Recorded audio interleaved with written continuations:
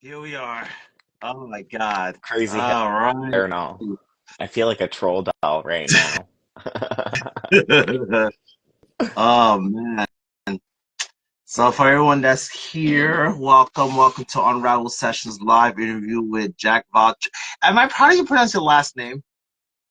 Well, I say jack of all trades, jack of all trades.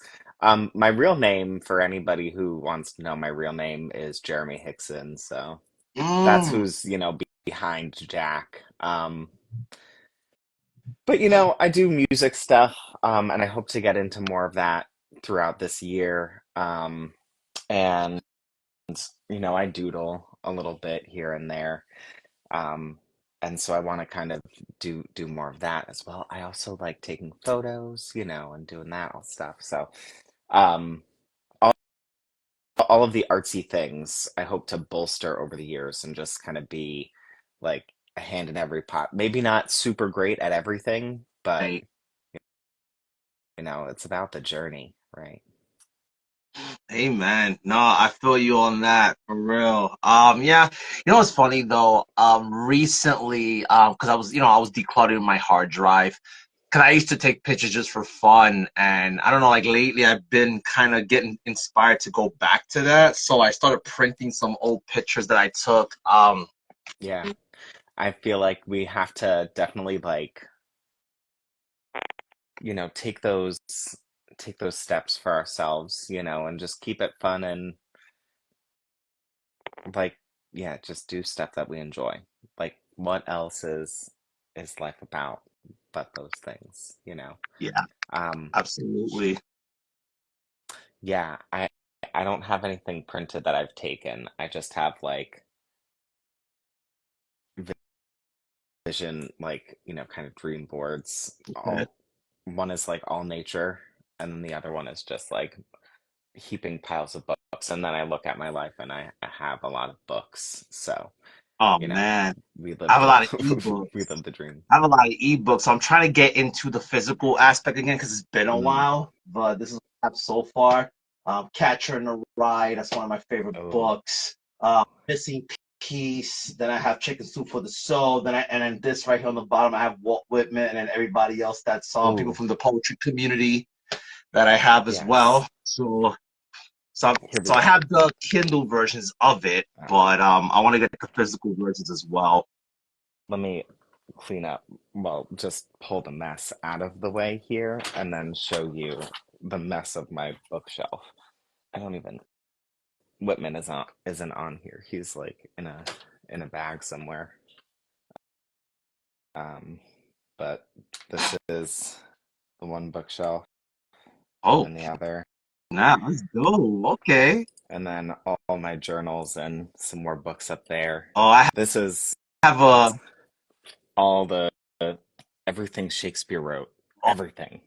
oh my God, that is dope. Wow. Imagine the pressure of being like 17 or 18 years old, and that's your like Christmas present. It's like, oh my Yeah. goodness, everything Shakespeare Wow. ever wrote. I read a lot, but not nearly everything that's in there. Ugh. Wow. That's like pretty much the size of a Bible, like of Shakespeare It's stuff. like That is, mm, chunky mm. chunkamunka. And it's one of those Yeah. with super thin pages. Oh, It's like okay. Okay. thinner than thin paper. So it's like thousands of pages. I'm like, Yo, let me that's just check out Hamlet from the library so I don't know how, like, yeah. That's just one of those things. It's a collectible. We just don't touch it kind of yeah, thing. yeah. Uh, I, I can only, Um, and most of my things have like, my books have like covers ripped off and all that stuff. So okay. with the thin pages, I would definitely like destroy it if I used it regularly. No, Yeah. never. Speaking of poetry, so I don't know if you know who Scott Laudati is, but he's very well known in the poetry community, and he sent me a little thing. So there's a little backstory. I'm excited to share it. So he sent me this piece, right? Ooh.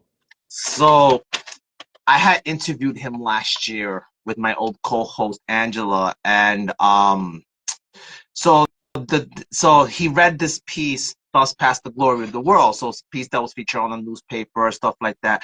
So the reason why this is a synonymous thing is because that's how I met Florence and Dalton and Darian. And like that's what brought us together to do our Friday night stuff. And through Florence, I met Magnus. And then Mm, from there is where the whole Pennsylvania scene thing happened now. But it's so crazy that one piece, right? And there's an origin within this piece too, because when he read this piece, I kind of got like crazy. I was like, "Yo, this is so crazy!" And Florence came up with the whole PoetryGasm, so that's why there's a show yeah, called PoetryGasm live on every other Thursday. But it started from that live from this piece, and because he said, I want to send you something. So what's your address?" And I got it today. And he sends me this is the piece he read on the live, and this is his actual handwriting. So to yeah, me, this is like, oh my god, I can't wait to the picture frame. I was telling Florence about it earlier. I was like, yo, he sent me yeah. It this. Like I looks love, like pretty good penmanship as well. yeah, I love, yo, like it's crazy, but this is what I live for because like kind of like what we're doing right now. I live for this kind of stuff, telling stories, having conversations, to share stuff like that. And it's like to me, this is like that's I is the little things I love. I love Yeah. these things like this, and it's like we learn so much, and it's like wow, and yeah, I just wanted to share that quick, and now I could picture frame it and stuff like that. Flora's like, yo, send me a copy. I'm like, yeah, yeah, of course, I got you. But yeah, so I wanted to share that, and then now we can get to the it's about you. It's about you. So I always ask everybody this question. So poetry, how did this all start? How did it come to your life? Did you find it? Did it find you? Talk to me. Okay. So how poetry came into my life. Um, as a teenager, I wrote poetry and it was like really dark shit. So, when my journal got found, I kind of like glitched out a little bit and was like, ooh, I can't write my feelings down anymore. And then I think kind of towards the end of my senior year, I got over that and I started writing a little bit. Um, I tried to step into poetry in my early 20s, which was, about a little bit over a decade ago. And like kind of almost got scammed a couple times, predatory people who just kind of like want you to pay money for like whatever thing, and then there's like nothing that comes of it. So I kind of like took a step back. A few years goes by. I'm 22. I go to college for English. I think that like when I first went, I didn't know what I wanted to go for, but I got encouraged by a professor at my community college. And so, and actually like multiple professors, they were like, you're really good at reading and you're writing. Well, like they said that I have like 16 different voices going on. And I was like, ooh, like that's spooky. But I've realized that it's various poetic things that come out of me, and I'm heavily influenced by who I read. So if I'm reading Dickens or reading Sylvia Plath or reading um, like I don't know anything like J.K. Rowling, like I'll be influenced by the style, and I'll kind of like move through those spaces. But over time, I've written like I had a stack of journals, so like I've written more and more and more, and now I stepped into a new poetry scene, and it's a real one with people who are poeting and people who are publishing books and people who are doing things, and so it's like it's been a real roller coaster. But to get here, it kind of took a lot.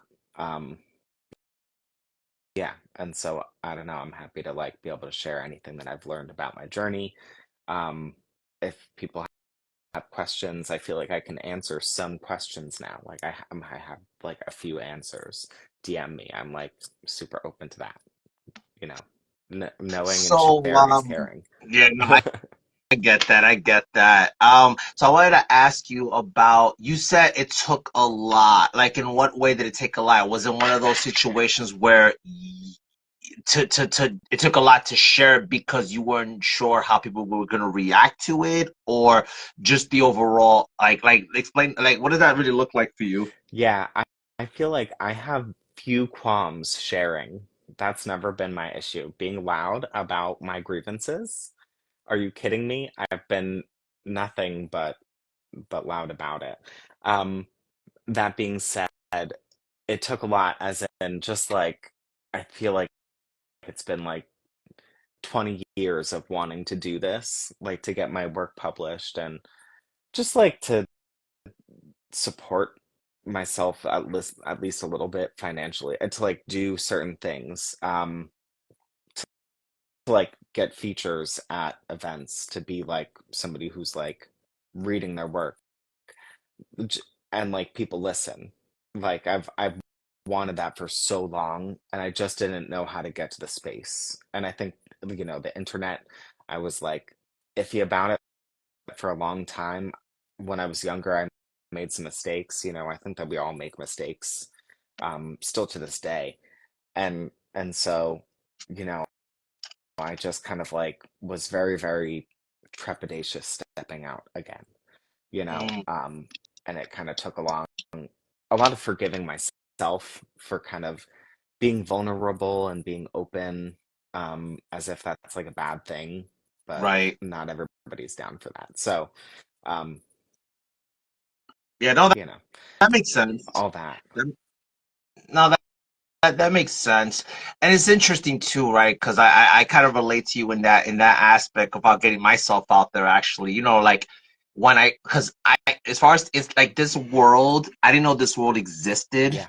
until 2018. So the way poetry came into my life was, it was always around because my father always wrote poetry and my brother was always writing rap.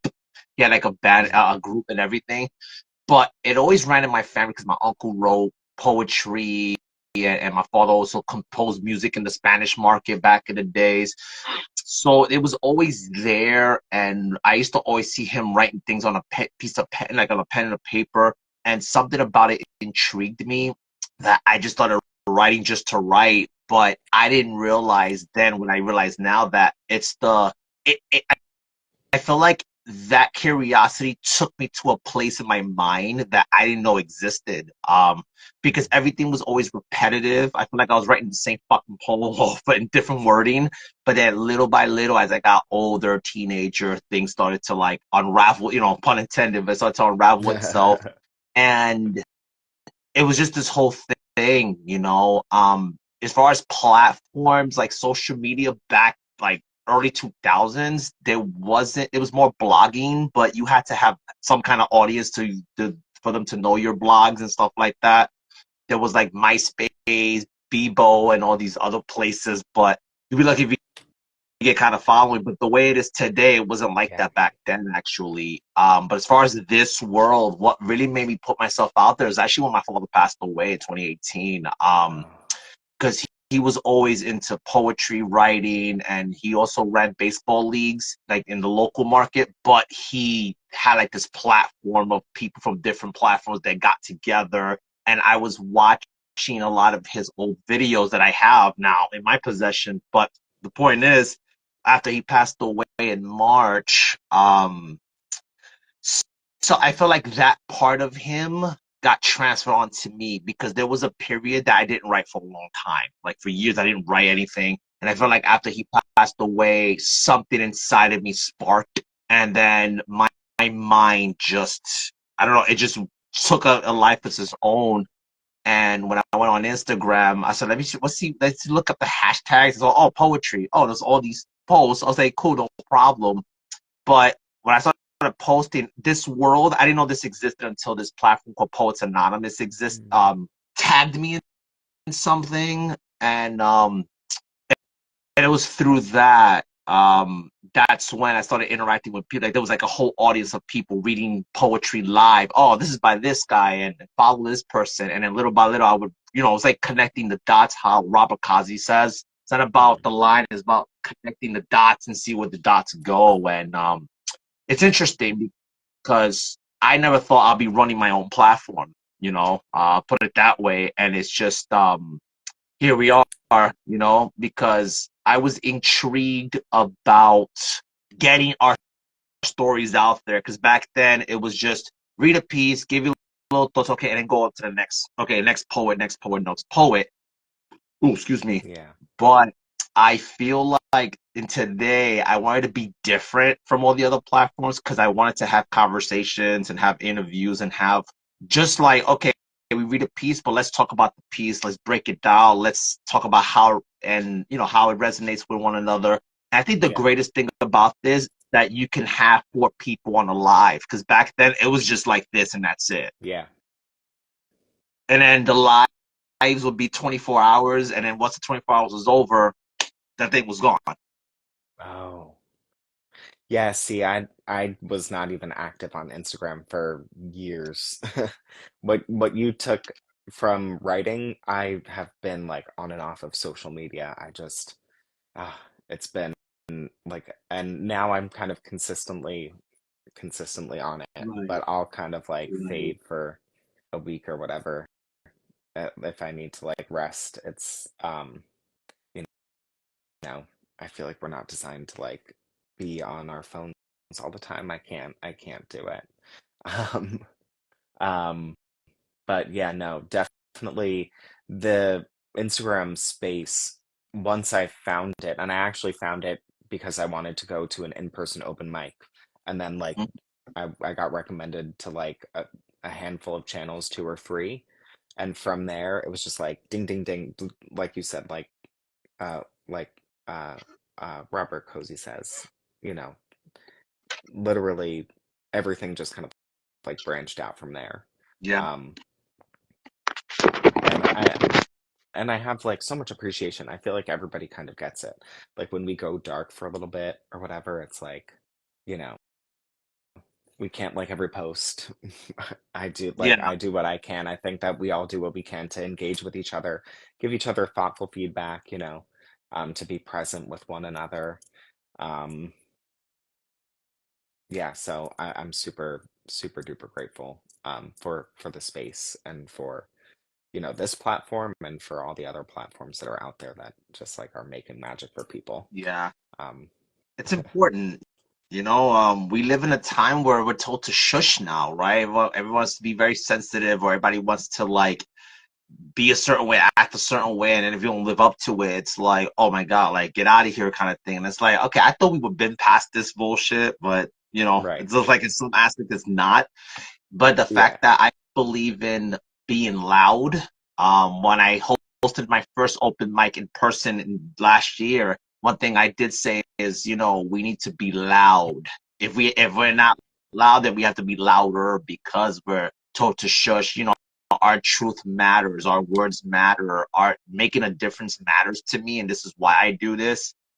But as far as the Yeah. open aspect, yeah, so um I definitely want to start doing that. So I've only been on a in-person thing once, and that was at a talent Mhm. show. And I read a piece, and I remember the piece. It's called "The Lover After Me," and that was the piece I read in high school, and that was the only time I ever did it. But I've been seeing everybody else doing the whole in-person thing, so me hosting one was so challenging, but a great experience. But Ooh. now I want to do like what you're saying, get myself more out there because it's fun. I do it because it's fun. With that Yeah. being said, what is it about that excites you? Um, I think that like literally you go and you get to hear people read. I don't really remember most of the pieces that people do read. Um, but I remember like the energies of people, and kind of being able to have like it'll exist in my short-term memory for at least a little bit. So I'll, go up and talk to people. If they have a book, I always try to, if somebody's selling a book, I'll like get at least one. Um, and now with again, like technology, I love it, I hate it, but I love it at the same time. Like Venmo, Cash App, like Apple Pay, whatever. Like there's somebody who is like, oh yeah, I take donations or whatever through the and it's like I don't have to worry about, oh, I don't have cash. Like these things make it easier when people have it. And so I don't know, there's like a magic in the connection of being face to face with people. And doing this is great because we're able to connect over so many miles and we don't have to like give up the time driving and deal with traffic in New Jersey. Oh my God, forget it. Um Yeah. like, trying to find a space and then like, rent a space and all that. Like, this is great. Um and that's just great in another way. You know, it's that's what excites me about doing poetry in person and doing poetry in general. What excites me is just kind of sharing.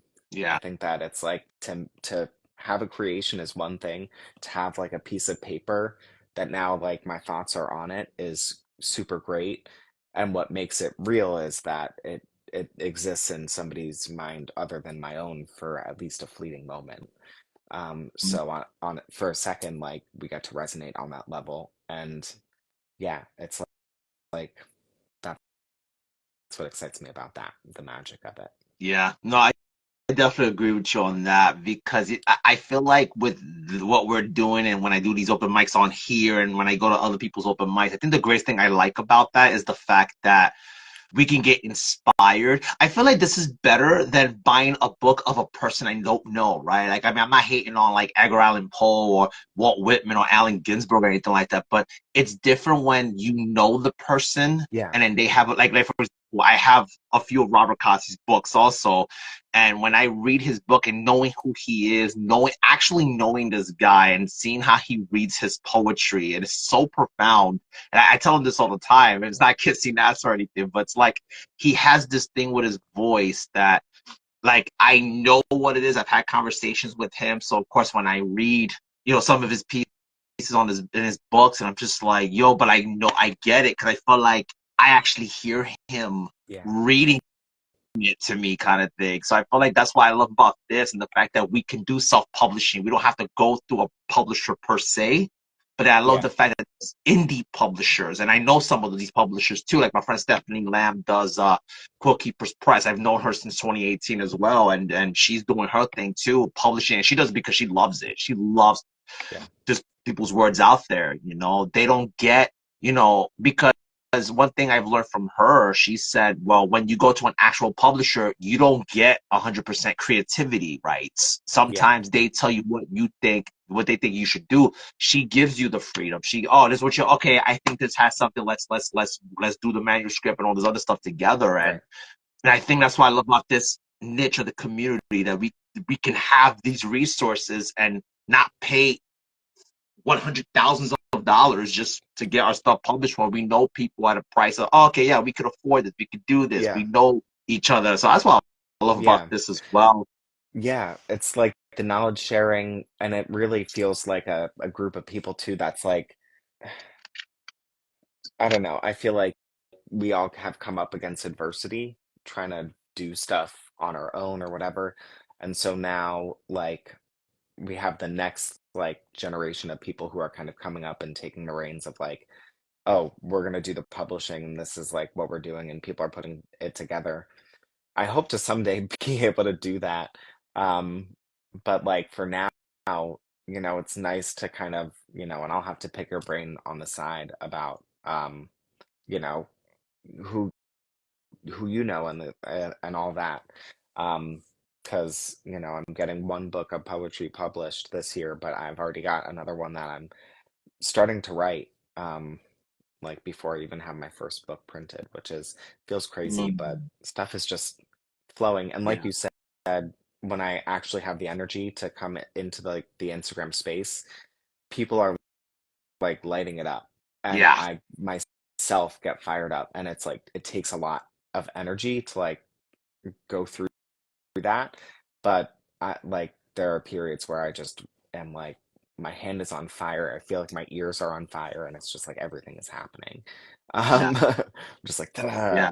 Um and so yeah, I'm pretty excited about some of the stuff that I'm writing right now. um, or Awesome, in the awesome. recent weeks. Yeah, Wow. Wait, so why don't you share something, an example of how you write? 'Cause I want to talk about your style because it's a little different than what I'm used to hearing and reading. I love it. So give us a taste. or um, okay, While you're looking for, I'm gonna answer a question. yeah, Yeah. So as far as interviews, yeah, no, usually, yeah, like I'm usually the one that reaches out to people. One thing about me, and people who know me know why I do what I do. I don't just invite just anybody on. I like to get to know the people. I like to really be careful about who I bring onto the platform. But no, if you're interested in being interviewed, you could DM me on the Unravel page or my page at the Andy Morales, and we can have a conversation. We can talk, and we can schedule something as well. Um, but yeah, you could definitely yeah, just DM me and we can definitely talk, and we can set something up for sure. But yeah, I feel like everyone has a story to tell. Like, why do celebrities be the only ones? So nobody else was doing what I'm doing. So I said I'm gonna use this because once the lives are over, once the season's over, then I put them all onto the podcast, to Spotify and all that, and that's there as well. So but yeah, you could definitely DM me. Ramrock's here. God bless you, brother. But yeah, so this is by M Emas. Is that, am I saying that right? oh yeah, that's Sammy B. So yeah, I can vouch for her. She's a New Jersey, like South Jersey poet, Okay. and Oh, does some okay. Philly poetry stuff too. Philly, like New York City, this Okay. region. Okay. Yeah, Because that's the thing too. Because I noticed there's a lot of New Jersey and New Yorker people that I follow, so that's why I started doing the open mic, the in person. That's why I started doing the in person last year, and I want to start doing it more this year. So that's definitely my goal. I'm trying to at least have 3 shows to do. yeah, That's like goal. I have some spots in particular in Bayonne because there's no art in Bayonne. I think it's a very politically correct town. It's just weird. So having that event was so successful at the place we did it at, and I said, okay, we got something here. This is good. People were hitting me up about it during the hiatus. Okay, we got something. Because now I'm trying to target restaurants that have a stage, and because there's a few like places like that, so I want to hit those up. But yeah. yeah. Yeah, Bayonne. Yeah, so I'm originally from Bushwick section of Brooklyn, New York. I got married in 2018, and then here I am like 6 years later. But yeah. But yeah, it's like New Jersey, New York, and PA. Yes, please, like hit me up. We could bring something together because I really feel like Bayonne needs that. So, Yeah, but yeah, but do you mean JC as in Jersey Jersey City? City. Do you mean Jersey City? Yeah. That's what okay. Cause okay, just want to make sure. Okay. And then I like my Wawa and Kearney, Carney, whatever you want to call that. But all right. Anyway, Ooh, back to Wawa. yeah. That's where it's at. There was like yeah.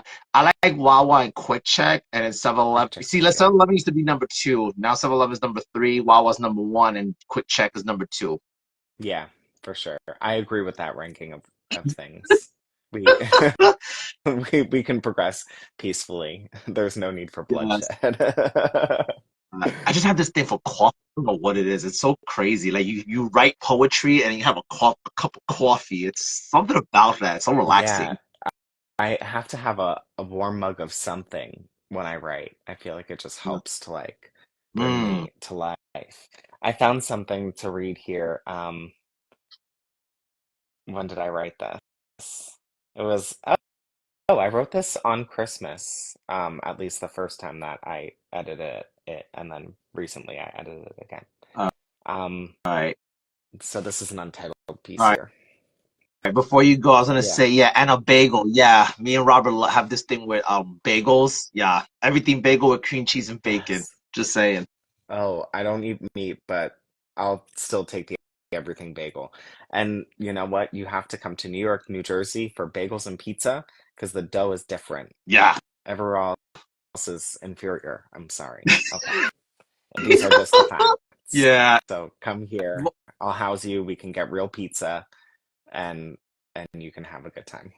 Yeah. You know what, Robert? That could be part of our plans because me and him we're supposed to we're trying to plan to meet up in the springtime to go around Brooklyn or just to go around different parts of New York and just eat. So yo, we should do a whole yeah, you, me, and Robert. I'm down for Yeah, that. I'm super down.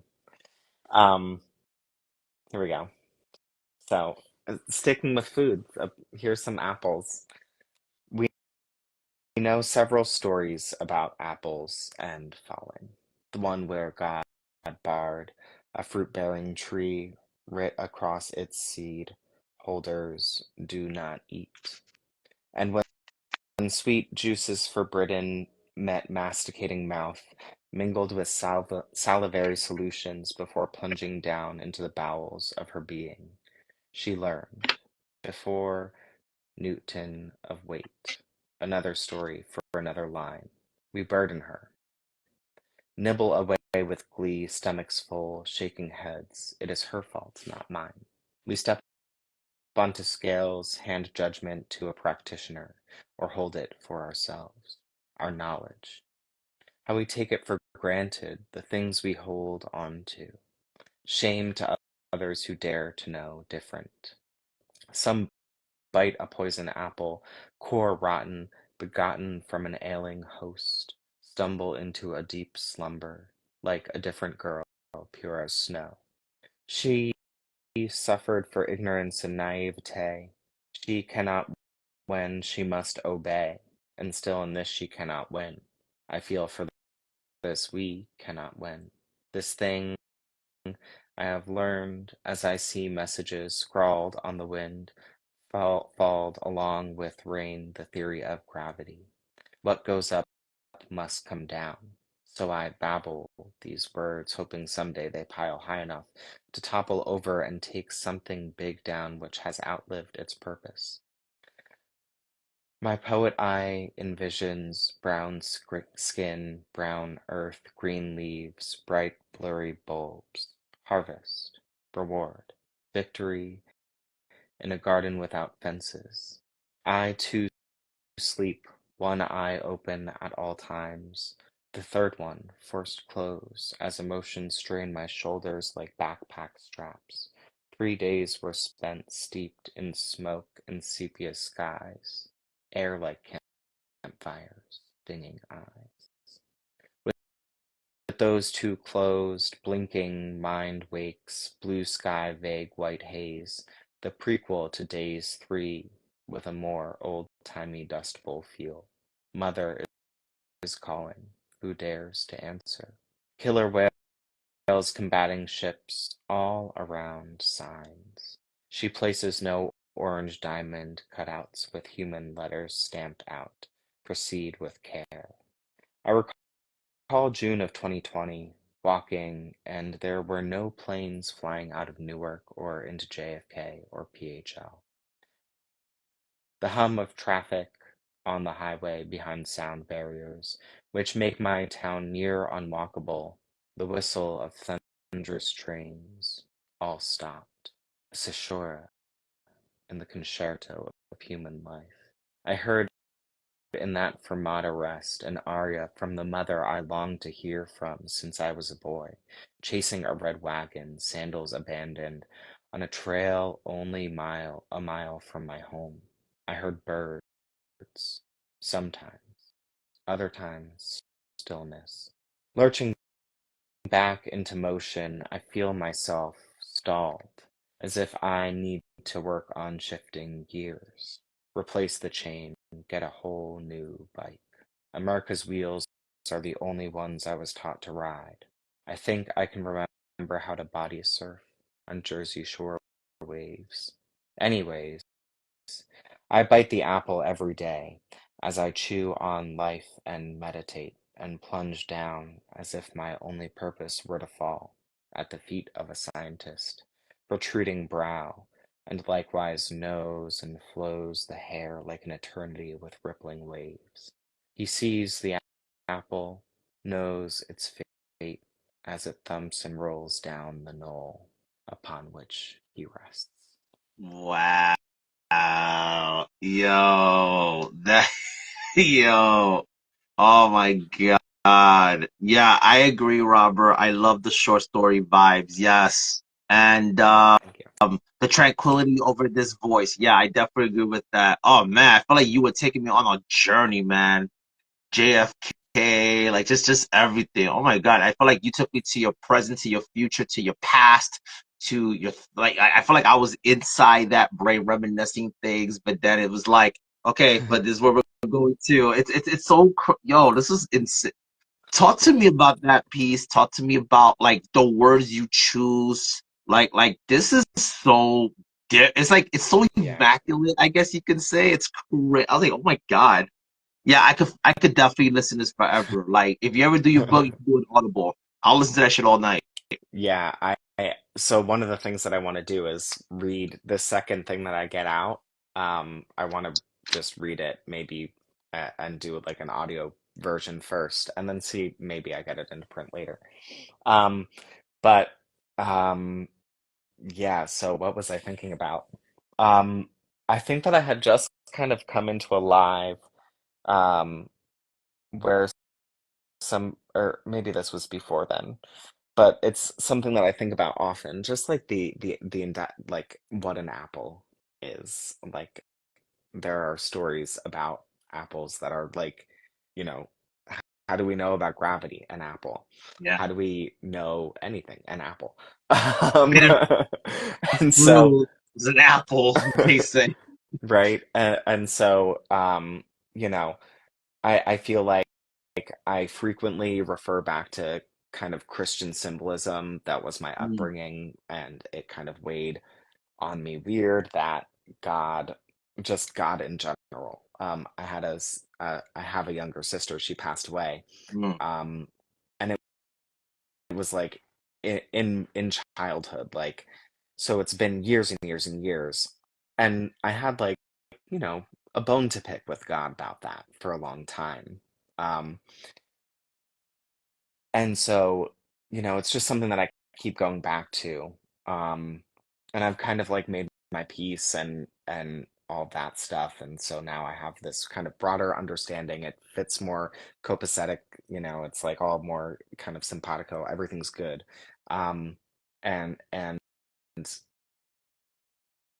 it's opened up a world of symbolism for me that I previously like wouldn't go towards.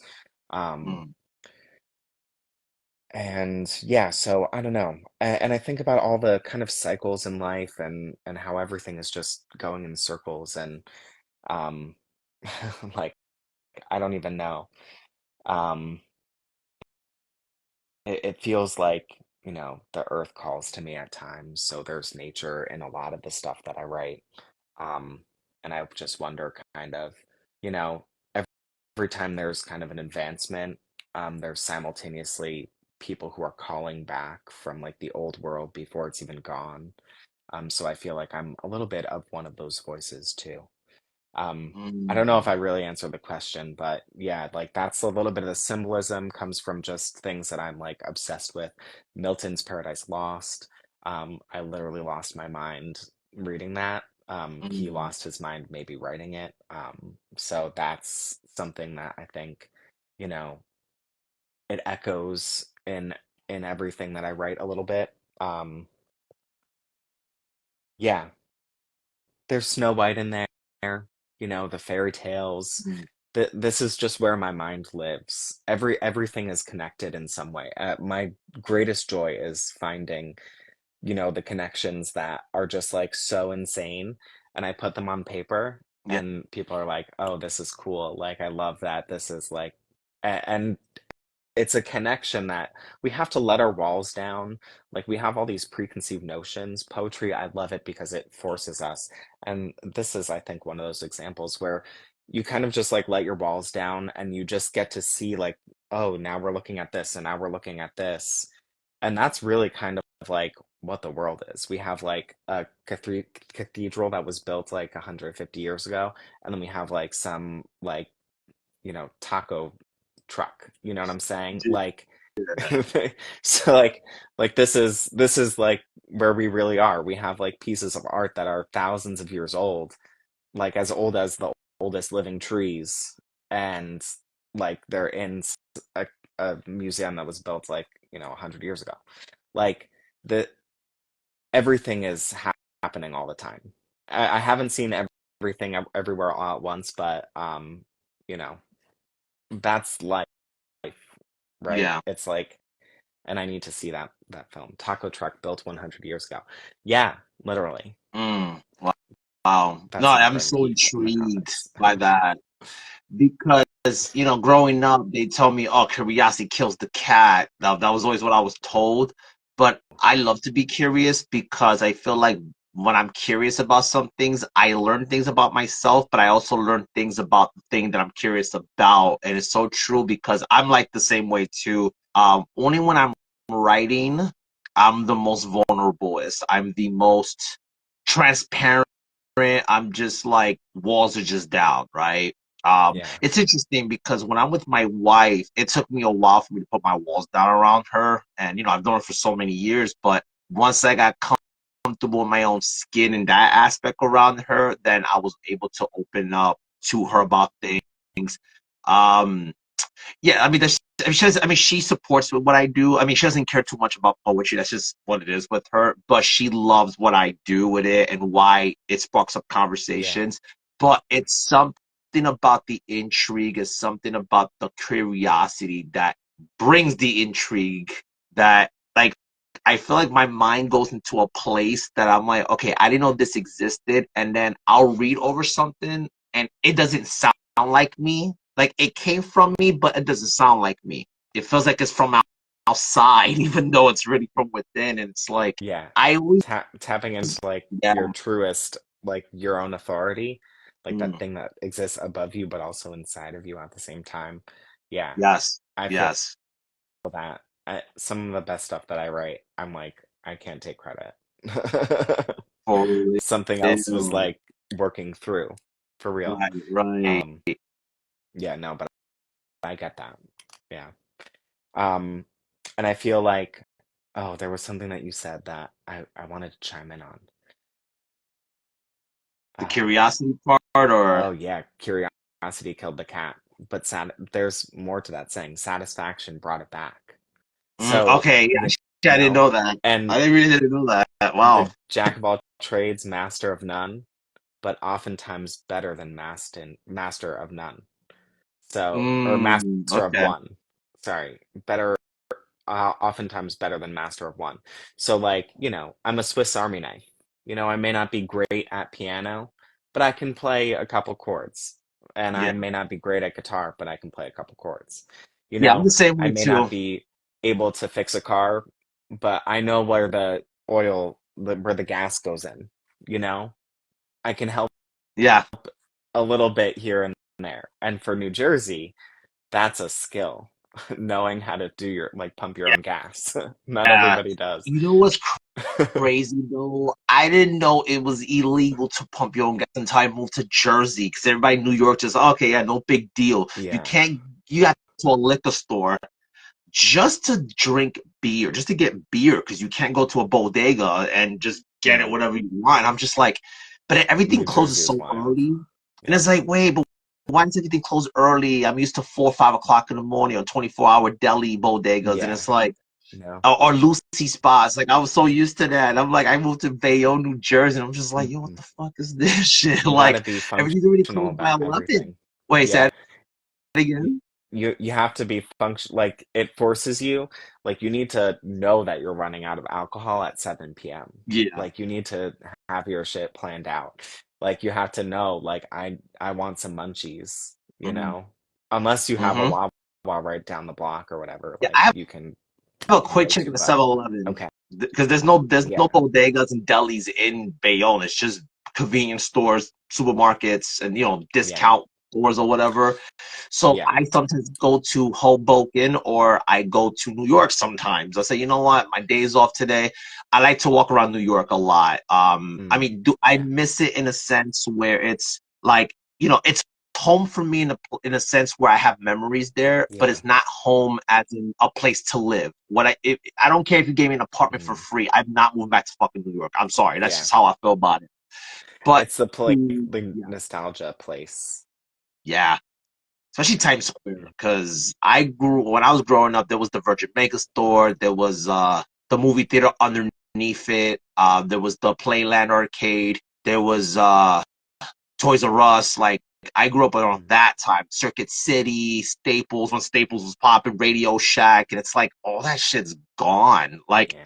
but when I look at pictures and stuff of it, then like Robert Kazi also says when he talks about his friend Derek, he he is like he gets a little bit of that back for the moment that he's reflecting on it. I feel like in that same way that's how I feel about New York's, because it's like now there's a guitar. Oh, there was a Guitar Center. Now it's a bowling alley. Now I'm just like, okay, like at least Ben and Jerry's is still there. At least Carmine's Pizza is still there, and Mm, the little deli place right next door. Okay, that's cool, but it's not the same. Like there's so yeah. much things missing there. Because before there was things to do. Now it's just there just to be there, shopping and get out. And I'm like, I enjoy the scenery, but I wish Yeah. there was things to do. Like there's the Disney store, but it's like in and out. Like it's not like Yeah. back then. It's like I miss that. Things I miss feel that.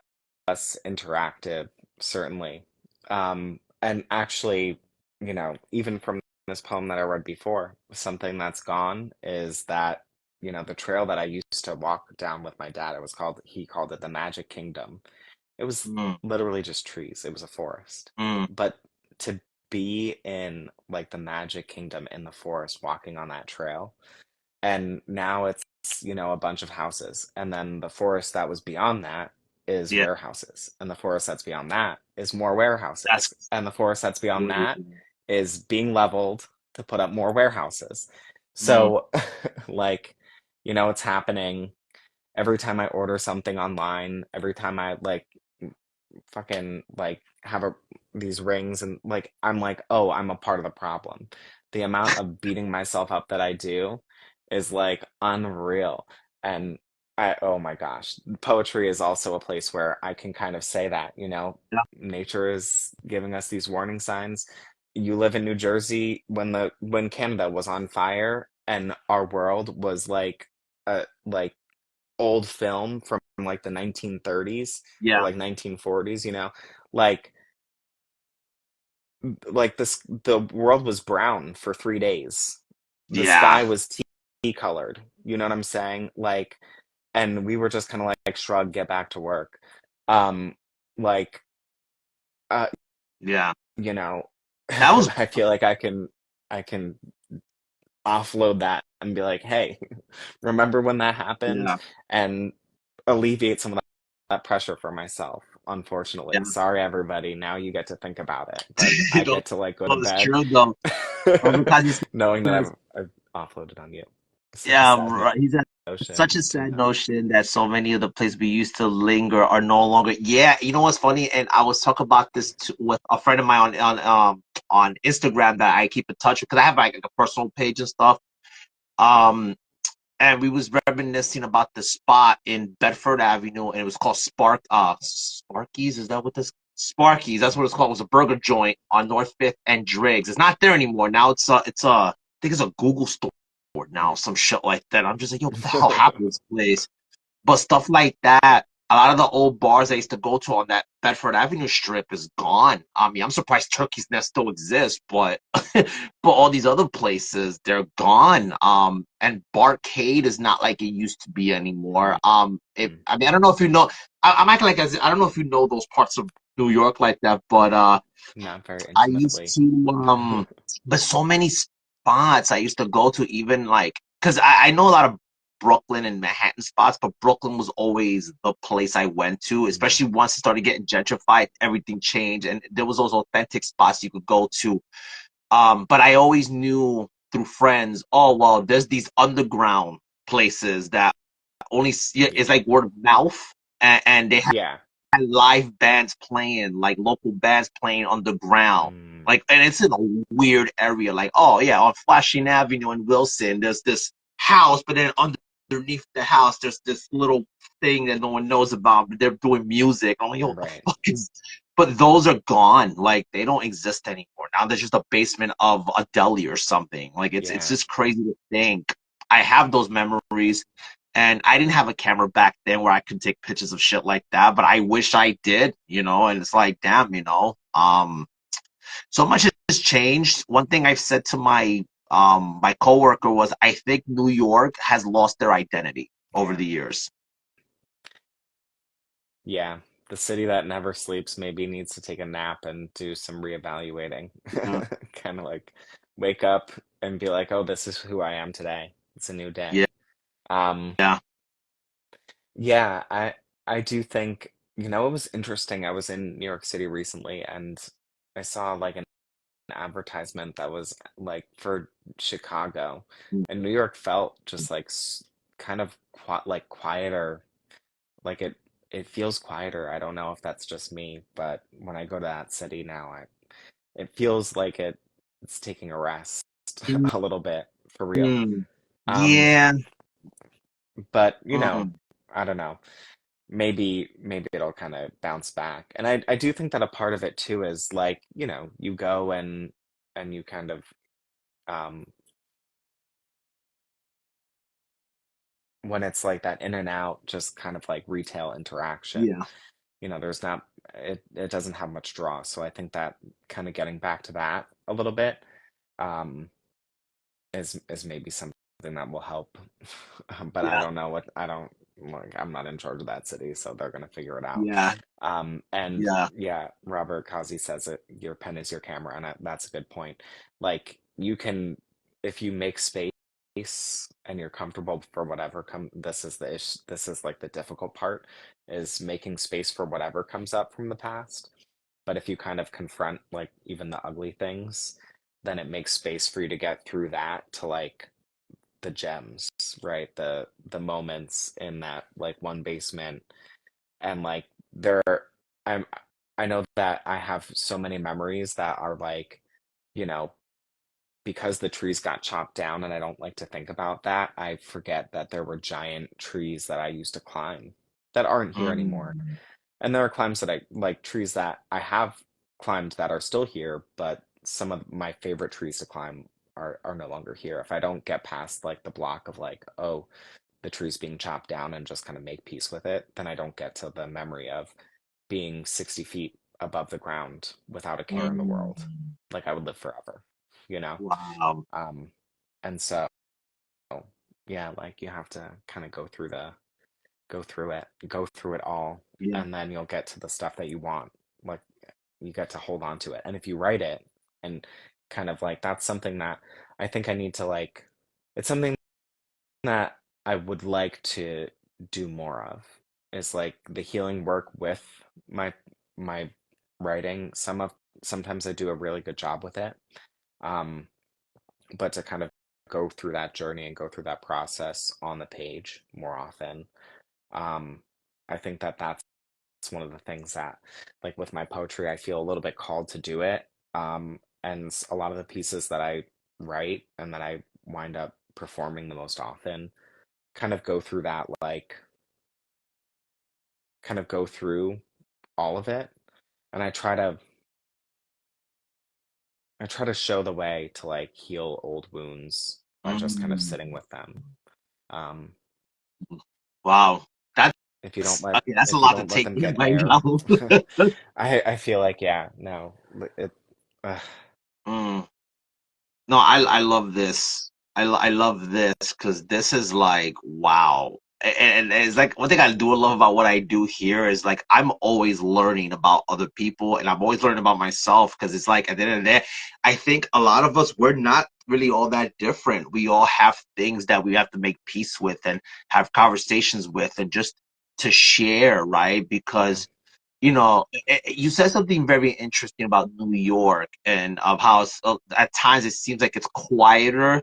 I'm not gonna lie. I feel like ever since the pandemic happened, I feel like New York suffered a reality check a little bit in a way Yeah. because when that time I had lost, I was doing high-end luxury retail. I used to work at Mickey Moto. I was doing security, and I lost my job because of this, and so I had 5 months where I was just home most of the time. But when I had nothing to do, I said, "Hey, babe, I'm gonna go see my mom," because my mom lives by herself. My dad passed away and everything, and but just going through because certain trains, I think after a certain time, I think after midnight, they would shut the trains down.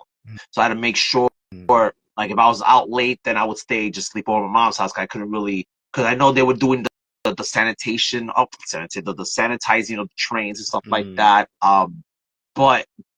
But I feel like with COVID and everything, I feel like it suffered a reality check in a sense where, like, when I was going to see my mom during the day, I've never seen Times Square, Union Square so ghost town because I was so used to the noise yeah. that it made me think, like, if the rapture happened right now, is this how the fuck that's gonna look like? It's like Walking Dead shit. That's what I saw. Yeah. All I saw was homeless people walking around, everybody was not there. And I'm just like, is this what the rapture would look like if that happened? Like, it makes me wonder. I think about stuff like that. Like, Yeah. so that's what I was doing. I would purposely get off on take the 126 to from Hoboken to Times Square, and I would walk from Times Square to Union Square, and then from there I would just take the L train from there. But the walking part, I felt like if I'm the last person on earth, is this what this looks like? And then it would take me into a place like, what would I be doing?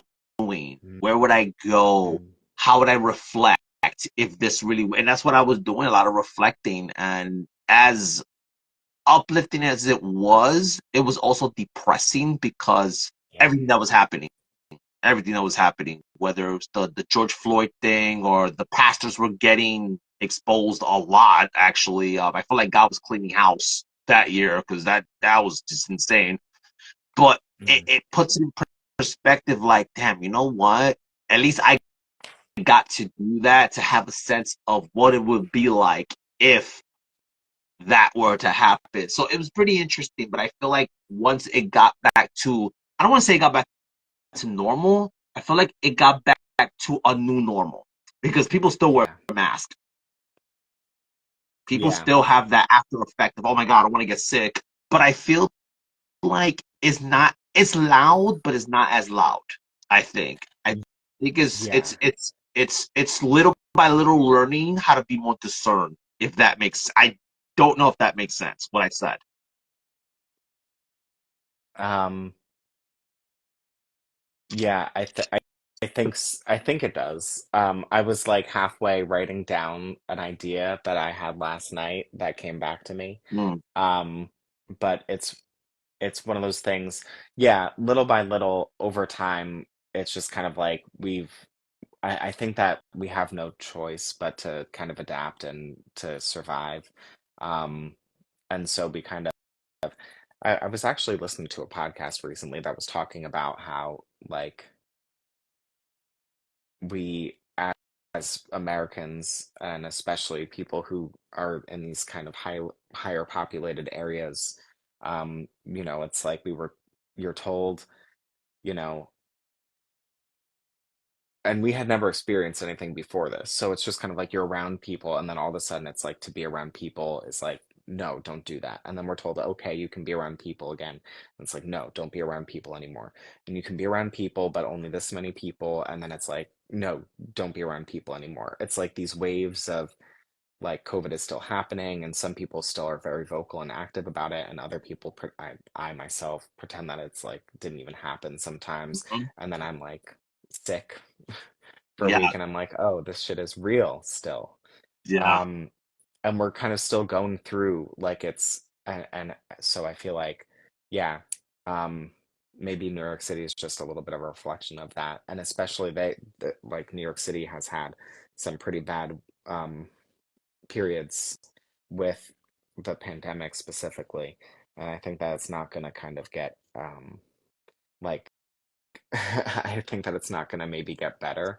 Um, like I think that in terms of like global health issues. I personally don't think that this is the end of it. We just have to figure out how to live with it, and that's kind of what is currently happening. Like people are doing their best to cope, but certainly, nothing is normal, and like this is the new normal. This is accepting the weird reality that we live in, just so we can get through the day. Um, Wow. but what you said about kind of like uh, the good and the bad, like kind of sitting there and kind of being with kind of these like uplifting thoughts, but then the depressing thoughts as well. And so this thing and it's been an idea that's come back to me a couple times, so I jotted it down. But God said, "Let there be light," and there was dark. Mm, You know, like until we make the distinction, there isn't one. So we like I think that emotions are so weird because you can have a positive emotion that makes you feel sad and happy, right? mm, And come like on. and that's like nostalgia, right? Like that's what that kind of word is. And we do this thing, like that's the work that we do. I think that, it's okay for it to be good and bad at the same time. We so much of the time we want that pure joy. We want that Mm, we're like dopamine mm, junkies, right? Like oh, we're always looking for that next thing. And even just the anticipation of it is enough to keep us searching. But uh, oh my gosh, I'm just so exhausted. Like these days, trying to chase like all the good. Um, Not even on purpose. But like, I used to say like, oh, I meditate, and now I just because I can't do anything else, I put my phone down and I'm just like, how am I sitting with myself? Like, let me mm, check in. Um, mm, yeah. And I don't know. I feel like things can be so much simpler. We love for things to be complex because it gives us, something, gives our brain kind of like a hamster wheel to run on. mm. But I don't know, sitting in peace and gratitude and just like the natural abundance of I have like thousands of words, maybe like a million words that I could pick up and read. And even if I've read some of these books before, like a lot of them I haven't read. Either way, it would be brand new to me in this moment. Like there's Mm, stuff, how many people just read the Bible for their entire life and they find new mm. meaning every single time Yeah, in this passage and yeah, that it resonates differently. Um, yeah. People listen to the same song. It like becomes a song of the anthem of a year, or like, a movie that you can watch over and over. Um, ooh, we could talk about well, Yeah, one thing that I believe is that culture can like great cultural items, great works of art can help to heal some spiritual divisions that we might be feeling if we make yeah. space for that. Oh, yeah. And Robert Kai says, as we grow older, books create new meaning before our eyes. Yeah, I Hmm. definitely agree with you on that one. And it's so, what's funny? Because the last couple of years I've been in reflective season. I've had other seasons too, but like within those seasons, I've had this one season just reflecting. And I'm a music head. I love music. I love exploring new music. I listen to songs that you're like, okay, you listen to this kind of music, and it's just like, what the fuck, like. Because I'm a Puerto Rican guy, but I listen to Bjork and shit like that. I'm like, what the fuck, dude? That's not your. I'm like, hey, listen, I'm so curious like that, and I listen. Thank God for Shazam because when Shazam came out, because you ever hear songs that you don't know who sings it, but you know the song. And I have, but if I show you my Spotify, it's like I'm so OCD with it. I have various artists one, but it's a particular type of music. Various artists number seven is straight up alternative music from the '90s to like early 2000s and stuff. And I was listening to this band called Jim Blossom, and I'm just like, damn, I remember that band. I was like, holy crap! And they have this one song called I don't want to take advice from fools until I hear it from you. And I'm just like, wait a second, like, damn. But it takes me back to different scenarios, right? Like this one time back in high school where my a friend of mine I used to hang out with, God rest her soul, she took her life. But when we were in high school, she would take me home. We would just, go around bullshit and whatever. And then she takes me back, take me to my parents' house, whatever.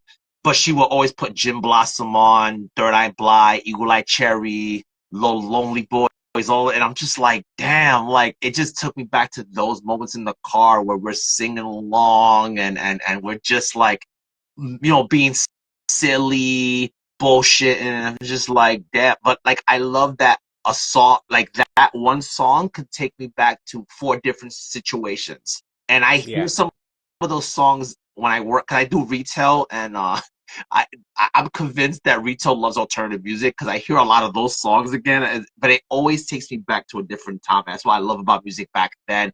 But I feel like music today does not do that, in Yeah. my opinion. I feel like everything's all okay. It's here. That's it. Take it. Yeah. This is more like it's memories, it's reflecting, it's very like it takes me back to a place where I felt the most happiest, the most Mm. peaceful, the most silliest. Or I feel like I can't get that with music today. Like I'll listen to a Adriana Gondre album, but it's like there's nothing about it that brings that, in opposed to Jim Blossom or Third Eye Blind or Foo Yeah. Fighters. I feel like I'm a Foo Fighter guy, so but Mm. like, but where's that all at, there's nothing better than Yeah. the soundtrack of moments and memories. Yes, Yeah. yes, I love Jim Blossom. Yeah, there's not as much substance in today's music, at least for me. It rarely stays with me beyond the first listen. Yeah, I can't recite a song that, I can't think of a song that's today.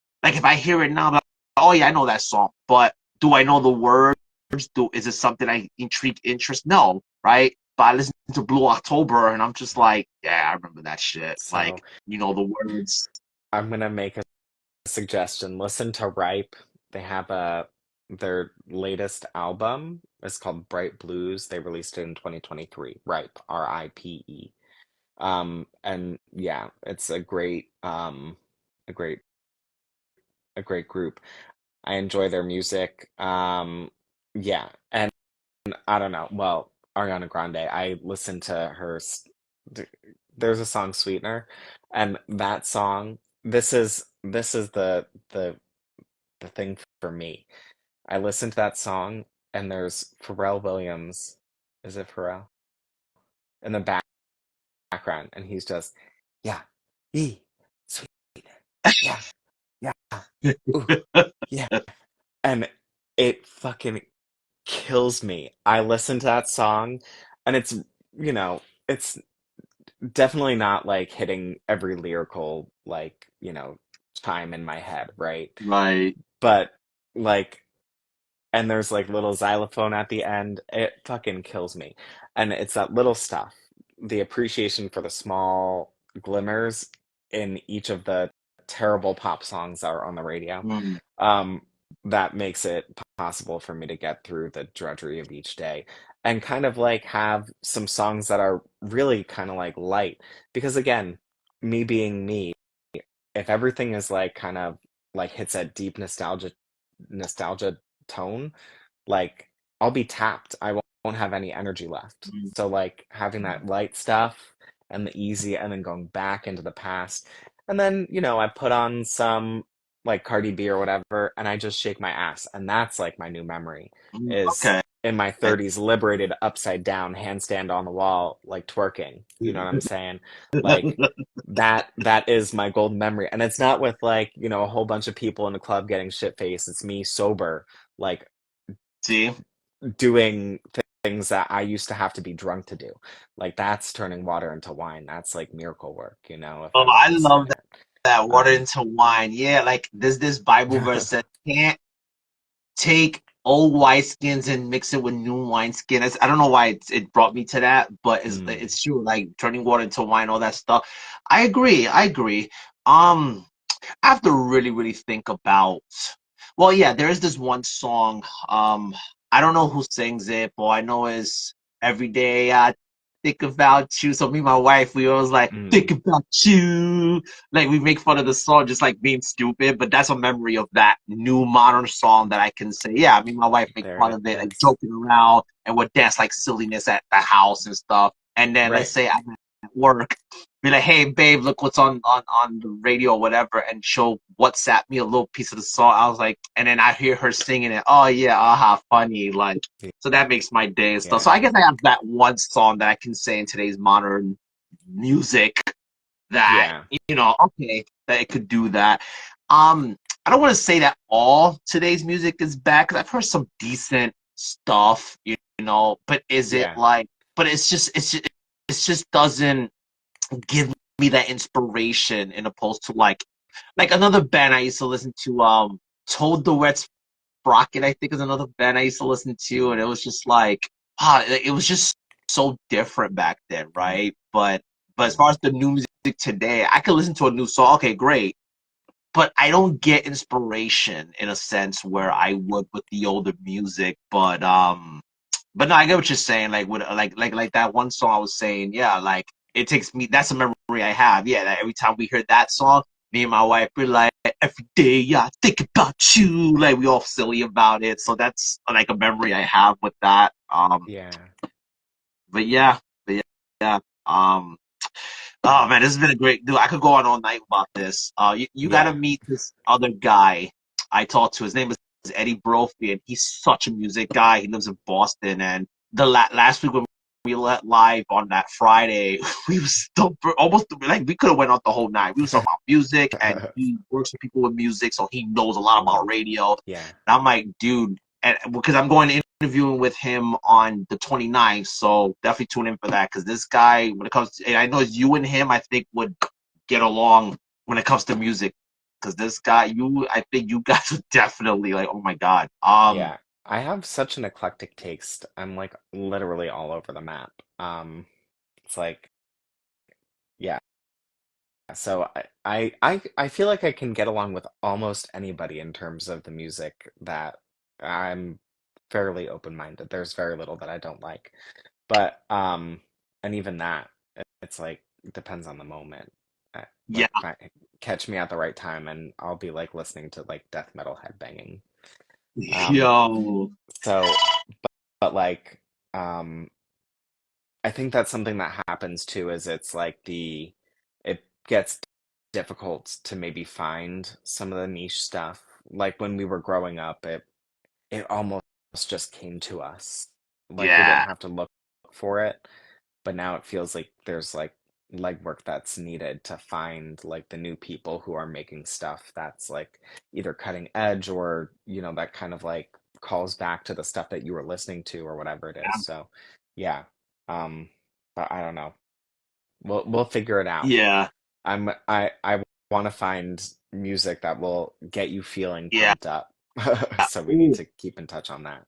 yes. Oh, you know what my favorite side of music is? B-sides. Mm, B-sides is a very underrated side of music that a lot of people don't know about, and that's intriguing to me. yeah, Like Foo just Fighters, like Nirvana, Biggie, too. Like they have a lot of B-sides and these are songs that never made it to an album. But like if you ever bought the singles back in the day, yeah, then the B-side would be on the single, but they were never on an album. right.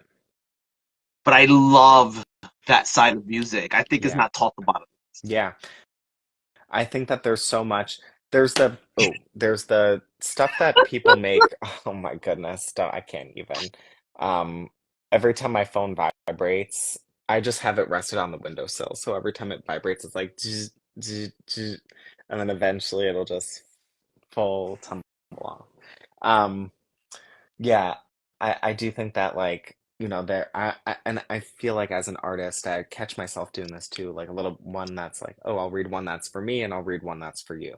Um, or, people will do that with their music. They kind of make a couple of songs that are like gonna be they're trying to make it popular and like appeal to a larger audience, and then they'll have about, maybe it's like a third or half or a quarter of their songs that are really deeply personal. And I think that those B-side tracks tend to be the ones that are like more honest to the artists. It's not trying to like, Yes. woo people or whatever.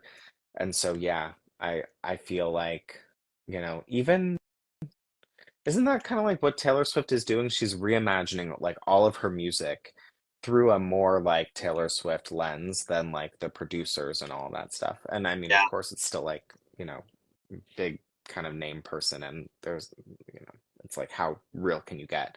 But, at the same time, it's what I think a lot of us are kind of grappling with. It's like, how do we be creative and also be appealing?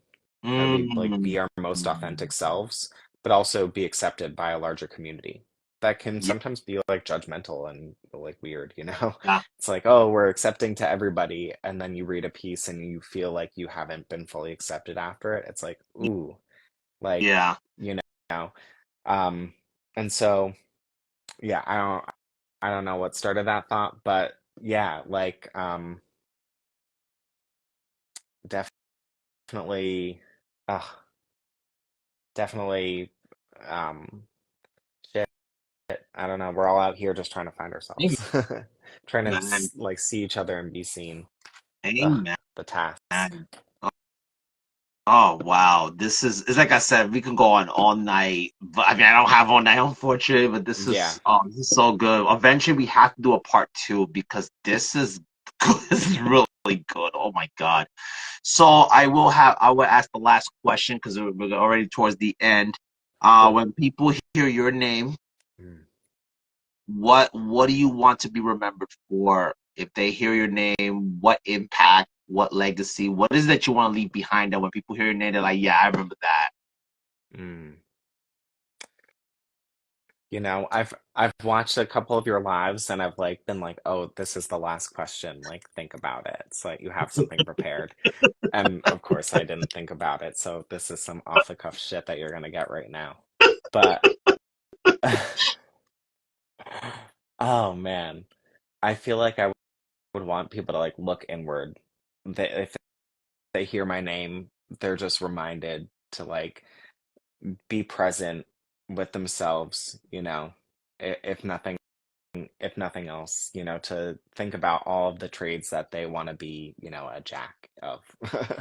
Mm, And maybe a master at a few of them, you know. That's kind of the best thing that I could that I could possibly think of. I think that Neil deGrasse Tyson, he's like, some people have some shit to say about how he has a big head, but he said one of the things that he said in an interview was that his the way that he would know that he would do a good job, or like the greatest thing that he could ever take away, is if his name was not remembered, if it was just the pieces of information, like the best pieces of information, and the people walked away with that and mm, no stamp of his name on it, and it was truly their own, like it was their information, their knowledge now, like the most accurate, cutting edge, like philosophical, whatever it is, information that was available at the time, and they took it and they like did the work with it and they played with it and they made it a part of themselves, and there's mm, no part of him left in it. Like that's what I would hope would be the takeaway. It wouldn't be me, it would be a refinement of self, because mm, that's what I try to do, is just refine, refine, refine, and come out better and better and better. And sometimes it looks like cycling back into old patterns, and sometimes it looks like, you know um making one small change. Sometimes it looks like, doing a whole overhaul and cleaning everything out, and we go through these cycles as people, and, give yourself that grace and patience along the way. Like wow. that's what I want people to take away. Wow. I love that.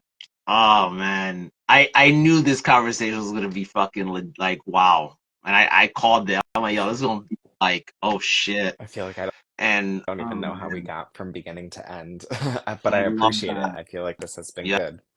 It's been a good Yes. wrap. Yeah. Mm. You know, it's like I said, I live for these kind of things because I didn't have this growing up. I was always sheltered. I was always like feel like a loner, and then even when I was in the social life, it was kind of hard. But then, like, I feel like this community gave me something that I didn't get anybody anywhere else. And I was telling Rosie yesterday, isn't it crazy how you get more support from a stranger in opposed to people around you?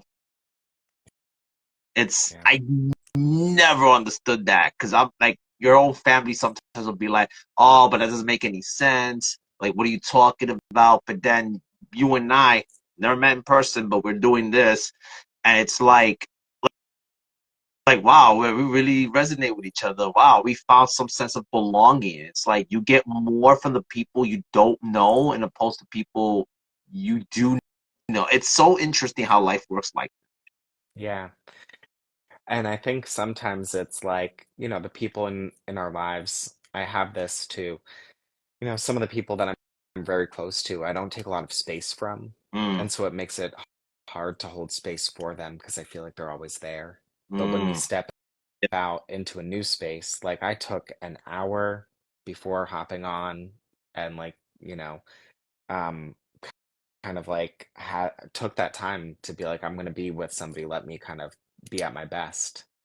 And, do we take that time, when we get home from work from our partner, or our kids or, whoever it is, like, our grandparents that we're taking care of, whoever it is that we have around in our lives, right? Like, do you say, hey, I need 30 minutes to like go and be with myself peacefully so that I can go like come back and meet your needs? No, oftentimes we're like, okay, let me drop what I'm doing so I can do this for you. And after running at that pace for so long, it's like, whew. But again, like you step out, you're going out with friends, you take the time to take a shower, make sure you're clean, make sure you're mm, at your best. So I think that just the more times that we can tap in and do that check in with ourselves, it makes it mm, better for other people. And it really does. Like that's the like you can't love people until you love yourself. And you have to do the work every day. Otherwise you'll lose track of loving yourself and then mm. lose the ability to love others the way that you want. And like I'd say that, and I'm gonna have to watch this replay. Like I'm gonna have to screen record this last little bit here and replay it for myself. Actually, I could Because download this because I have this very high tech computer. I use like, oh, you know what? If you're on your web browser, you download this program called Real Player, and it comes with a okay. Real Player download, and you could download the video off the Instagram and stuff like that. Ooh, Or I if you love want, that. I could download the video, and then I could send it to you through my Google Drive, and you could download it. That And would be I could do great. that too. Because that's Yeah. how I do the podcast. For so, like, once the season's finally done, what I do is I convert it.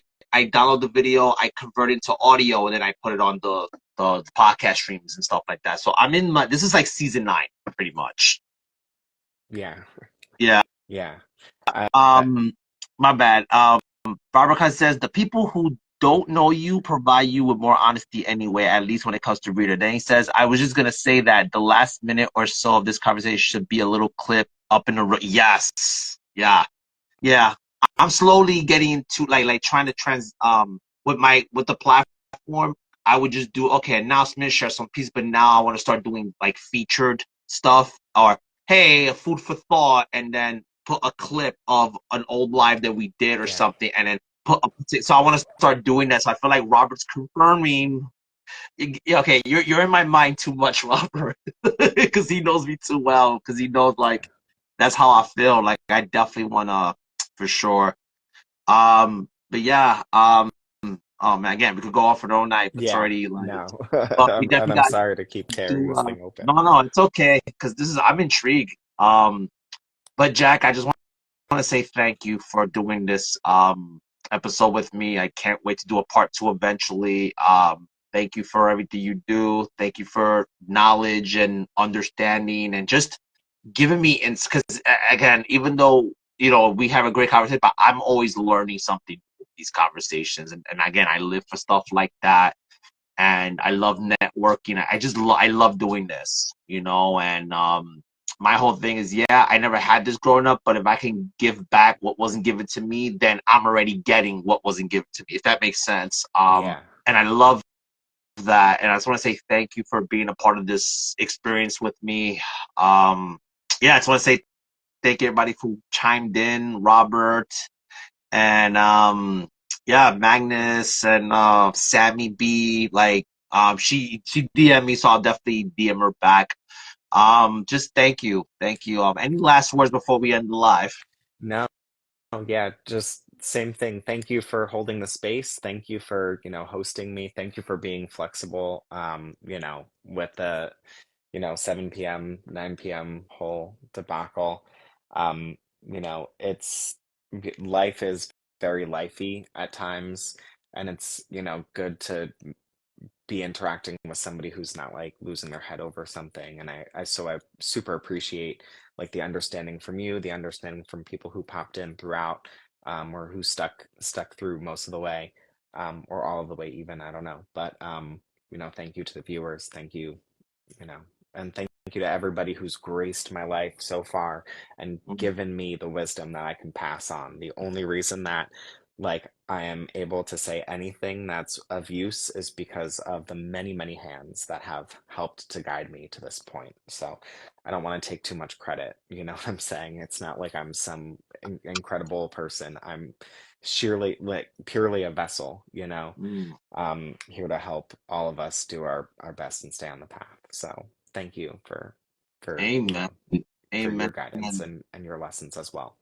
No, thank you, and yeah. So thank you everybody for joining in, whether you're watching it live or watching the replay. So next time we go live, it'll be myself and Tiara Nicole at 8 p.m. and then I have Unraveled Conversations that Friday, and then at 10:30, I'm also interviewing Lori Sue. So that's gonna be fun. And then after that, on the 29th of February, I'm interviewing Eddie Brophy at 8 p.m. Eastern Standard Time, and we have PoetryGasm at 9:30. And yeah, that's just for oh my god, for February, and then once March comes in, then I'll announce more March stuff. But yeah, so thank you everybody who chimed in. Thank you. Jack, I hope you write more about walking through the forest with your dad. Yeah, please. Yeah, and you got to respond to Robert's Dear Jack stuff, man. I Yeah, got to see how this. I have Yo, some stuff written, but I'm also gonna say I got Jack Kerouac's journals at Windblown World, and I got a couple of his other books. So I want to read a little bit and get to know, who the letters are being written to, and kind of pepper in myself with that. I'm playing around, so there's work to be done. There's alchemy to be done behind the scenes for the magic that's going to come out. Hopefully, some yes, magic. I don't want to yes. upsell myself too much, but No, yeah, amen, I'm excited. amen. Yeah, for real. So thank you. Good night, and yeah, yeah, peace.